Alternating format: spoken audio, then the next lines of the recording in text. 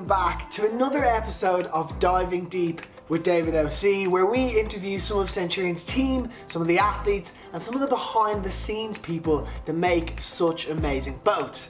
Now today I am delighted to announce that we are interviewing none other than Ashley Kidd. If you don't know who she is one of the most decorated females in wake surfing. In fact, she's one of the most decorated people in water sports as a whole. Today we're going to be diving deep with Ashley Kidd, finding out all the little behind the scenes things, what motivates her, what keeps her driven to keep pushing forward, and we might even find out what tricks she has in the pipeworks. So let's get straight into it. So we are now live. Ashley Kidd, welcome to the Centurion podcast. How are you? I'm good. How are you? Good. Oh, I was saying just before we went live that it looks a little bit warmer where you are. However, you get a bit of snow in Texas. It is snowing in Austin, Texas, and it's stuck on the ground. There's quite a bit. Pretty incredible. I bet your husky's loving that. She is loving it. She won't even come inside. I'm telling you, you need to do this viral video getting towed down the street by a husky, and you could go like on your surfer, take the fins off or something. Right. I need to for sure. She would love it. It would be Although so good. she's a little bit lazy for a husky. Oh really? You need to get her out there. She's been laying in the snow eating it. That's all she's been doing. That's so good. And okay, so I'm pretty sure there's no one who's listening to Centurion Boats podcast who doesn't know who you are, but just in case someone is, give us a little background to Ashley Kidd, kind of where you grew up, how you got into water sports, and everything about your story to date as such.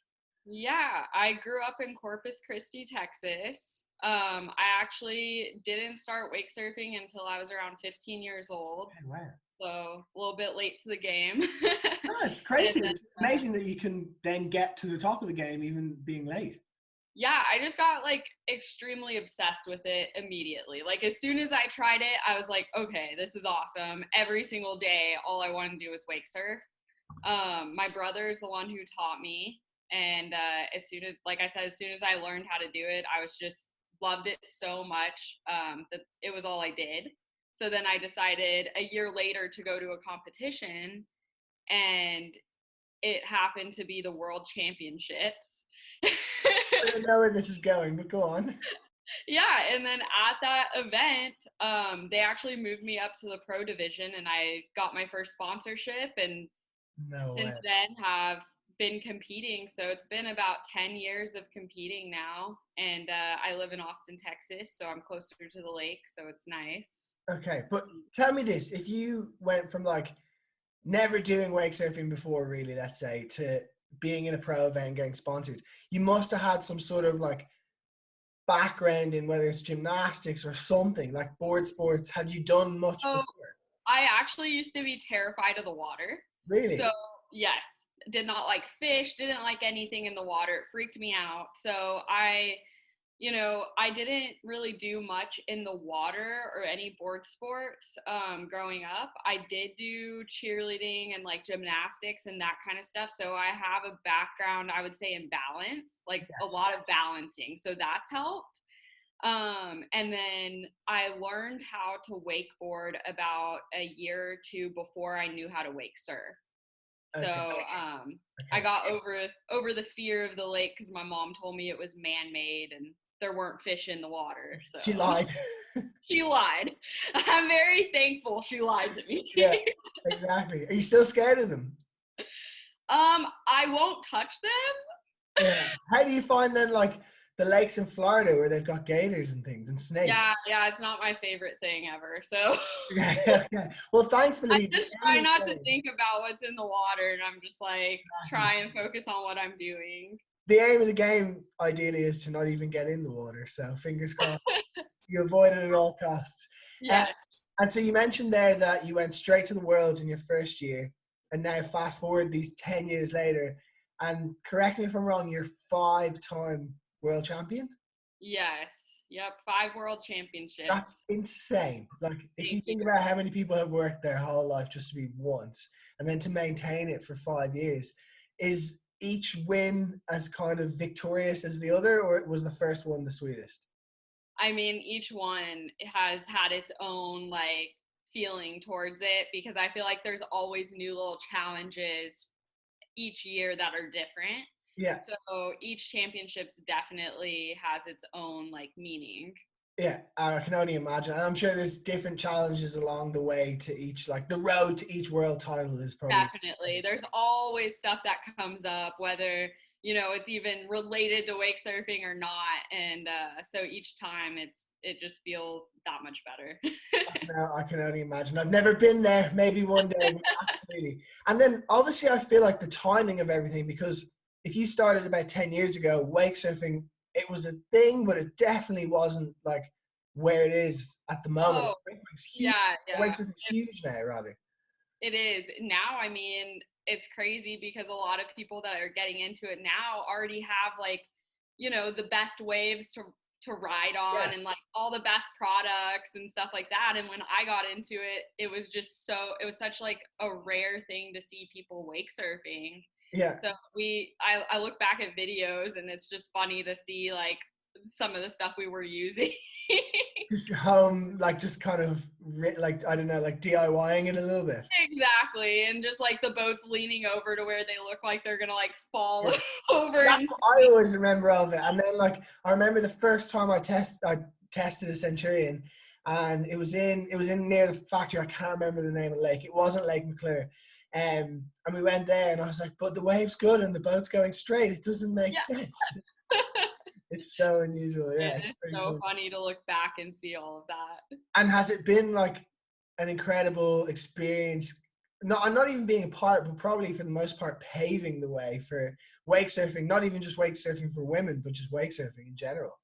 It's been really cool to be a part of the experience, like watching it grow and see where it is now. Yeah. Like getting into it, I first off, never knew I was going to be a pro wake surfer. And second off, It really just like, wasn't a thing.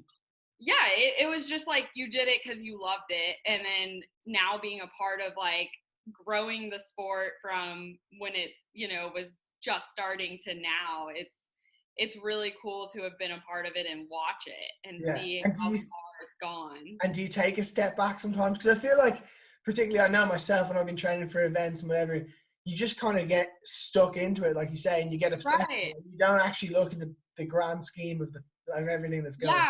Yeah. It's funny because you do just get caught up in like everyday life and stuff, so you don't like sit there and you look back at like, whoa, this is crazy from like where everything has started. I know. But it's funny because actually, with the past month that's gone by, it's really opened my eyes because I actually just bought a new house, and No way. I think that's why I was like, whoa, what did I just do? Yeah, Like, that's the thing, like this is from crazy. going behind a boat, like, what is this? No, that's so Yeah, cool. Congratulations on that. thank you. And obviously there's so much scope to where you can get from, and you're the perfect example of that. But let's say any youngsters now who are, well, I guess even 15 because you started so late, but like anyone who's kind of starting out now, like I know everyone always asks the cliche question, like what advice would you give? But on a Yep. serious note, like what would you kind of say to people who are just kind of I getting? mean, really, it's just being dedicated to something, putting all your time and energy into something if you really want to get better at it and really, um, you know, grow that much more in the sport.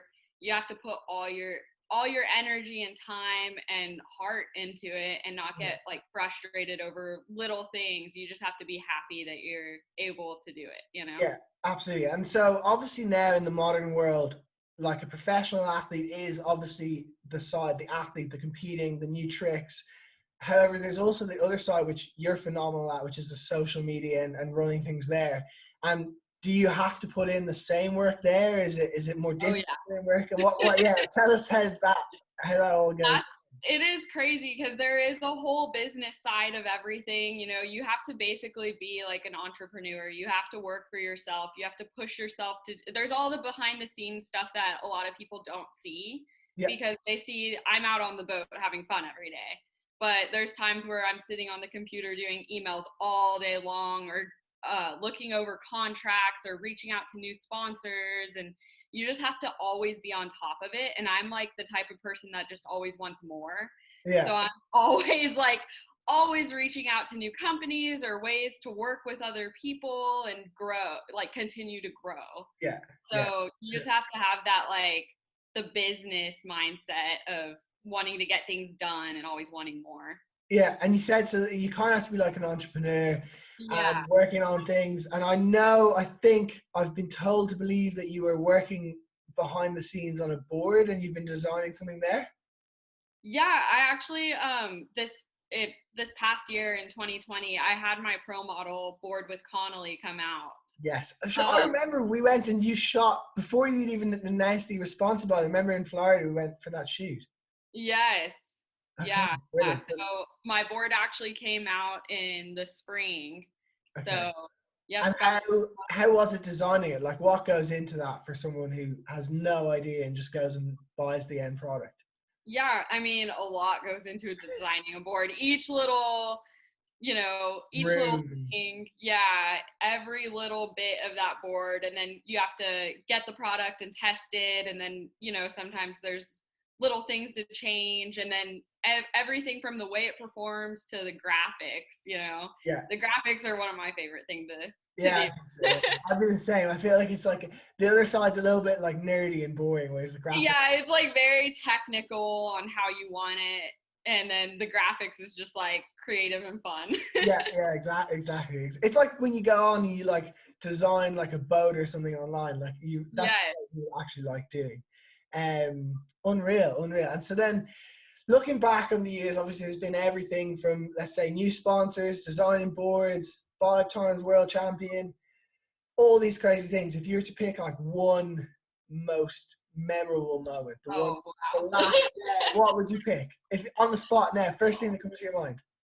I would say the first time that they had at one of the world championships, it was the first time they had like awards that they were giving out besides like the podium awards. And I got female athlete of the year. Okay. And that was the first year I won my first world title too. So that event was just like The one of double the whammy. best feelings. Yeah, it was like I first off had no idea that they were even doing female athlete of the year awards. Like it was so new, nobody had even like mentioned it or So anything. you created it. You were the first. So So yeah, I was like, what? This is a thing now? I'll take it though. Yeah. So that was like definitely one of the most memorable experiences for me. And then winning worlds like right after that. Yeah, it was just all so much at one time. Yeah, that was a really cool experience. Okay, so there's been all these successes to date. Then going forward, like what are your kind of goals? First within wake surfing, like what do you want to achieve within it? I'm definitely still trying to learn some tricks that have never been done by any women. Okay. So that's kind of always one of my goals is like Yeah. just pushing it to the next level of landing something that people are like, whoa, what? Yeah, like what? Yeah, I know that. Yeah. Awesome. So that's definitely one of my big goals. That's always kind of a continuous goal. And then of course, see how many world titles I can win. Keep pushing No myself with way. that. So most people stop at one, maybe two. I told you I'm like the person that always like wants more. Yeah, I can only imagine. And then outside of, let's say, wake surfing, do you have any like goals within life, let's say in 10, 20, 30 years time? I mean, like I said, I just bought a new house.